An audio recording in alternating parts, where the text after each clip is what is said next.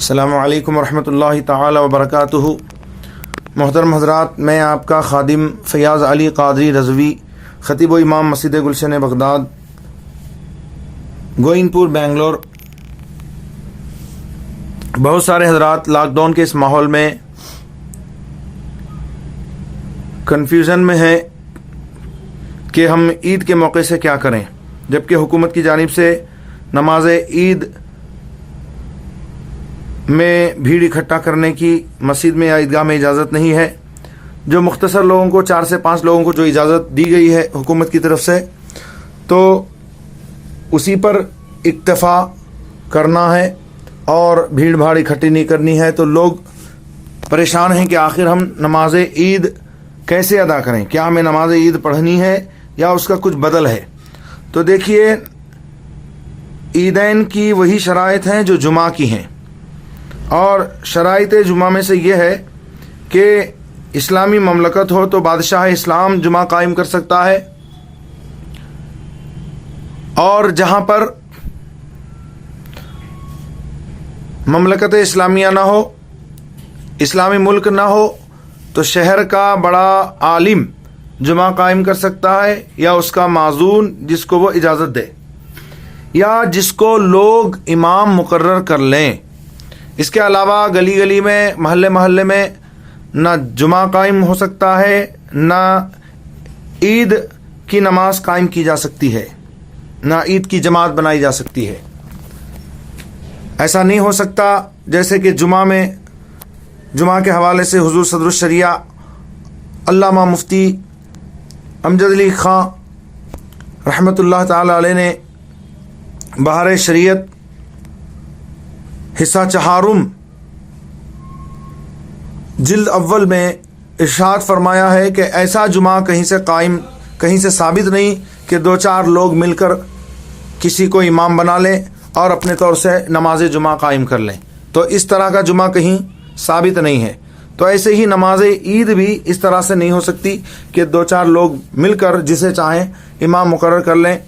اور امامت کے لیے کچھ شرائط بھی ہیں کہ وہ سنی صحیح العقیدہ ہو، صحیح القرت ہو، اور داڑھی نہ منڈاتا ہو، اور امامت کے مسائل جانتا ہو، طہارت کے مسائل جانتا ہو، نماز کے شرائط و فرائض و واجبات سے واقف ہو۔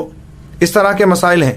تو ایسا کیسے ہو سکتا ہے کہ ہم جس کو چاہیں وہ امام مقرر کر لیں اور گھر گھر میں، محلے محلے میں عید کی نماز قائم کر لیں؟ ایسا نہیں ہو سکتا ہے۔ تو جتنے لوگوں کو حکومت کی جانب سے نماز عید ادا کرنے کی اجازت دی گئی ہے وہ مسجد میں پڑھ لیں، باقی لوگ اپنے اپنے گھروں میں نماز عید ہو جانے کے بعد 4 رکعت نفل نماز پڑھیں۔ یعنی چاشت کی نماز بھی آپ پڑھ سکتے ہیں، اس کو چاشت کی نماز بھی آپ کہہ لیجئے۔ چاشت کی ویسے 2 رکعت ہے، اور زیادہ سے زیادہ 12 رکعت بھی ثابت ہیں، لیکن 4 رکعت نفل آپ پڑھ سکتے ہیں، اور اس میں نیت آپ مطلق نفل کی نیت کر سکتے ہیں۔ اور اس حوالے سے در مختار میں جو فضیلت نقل کی گئی ہے کہ عید کے بعد جو ہے گھر میں 4 رکعت نفل پڑھنے کی بہت زیادہ فضیلت ہے، اور اس میں آپ نیت مطلق نفل کی کر لیں۔ نیت کی میں نے 4 رکعت شکرانے کی یا نفل کی، اور شکرانے بھی نفل ہی ہوتے ہیں، نیت کر لیں آپ اسی طرح سے، اور نماز جیسے پڑھتے ہیں آپ ویسے پڑھیں۔ اور نماز پڑھنے کے بعد آپ جو ہیں 34 مرتبہ اللہ اکبر اللہ اکبر اللہ اکبر کہیں، 34 مرتبہ، 30 پر 4 مرتبہ۔ اور چونکہ آپ کے دل میں حسرت ہے کہ اگر لاک ڈاؤن نہیں ہوتا تو ہم ضرور مسجد میں جاتے، عیدگاہ میں جاتے، نماز عید ادا کرتے، تو چونکہ آپ کی نیت ہے تو اللہ تعالیٰ انشاءاللہ آپ کو، آپ کے گھر میں ہی آپ نماز پڑھیں گے تو اللہ تعالیٰ آپ کو عید کی نماز کا ثواب عطا فرمائے گا۔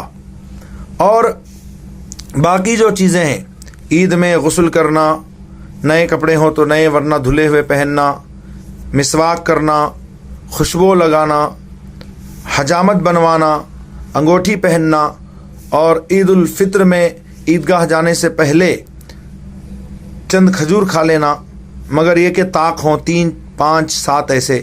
چونکہ اب عیدگاہ جانا نہیں ہے آپ کو، تو آپ وہ نفل نماز پڑھنے سے پہلے ہی آپ اس نیت سے کھجور کھا لیں اور عمامہ زیب تن کریں اور پاکیزہ لباس زیب تن کریں، اور جو ہے آپ عید میں جو چیزیں آپ کرتے ہیں عید سے پہلے وہ چیزیں آپ گھر میں ہی رہ کر کے کریں۔